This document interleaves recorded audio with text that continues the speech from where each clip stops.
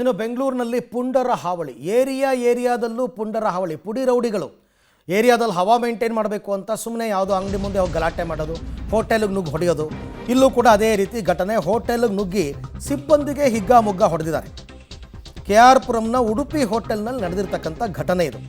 Hotel ಸಿಬ್ಬಂದಿಗೆ ನಿಂದಿಸಿ ಹಲ್ಲೆ ಮಾಡಿದ್ದಾರೆ ದುಷ್ಕರ್ಮಿಗಳು.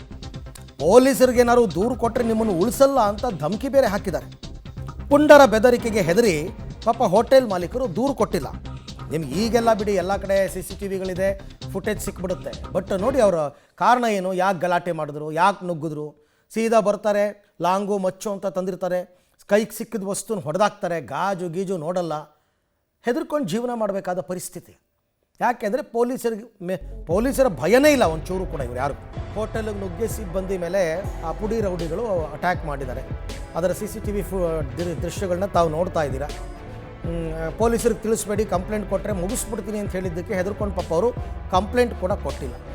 ಇಂಥ ಘಟನೆಗಳು ಬೆಂಗಳೂರಿನಲ್ಲಿ ಪ್ರತಿನಿತ್ಯ ನಡೀತಾ ಇರುತ್ತೆ.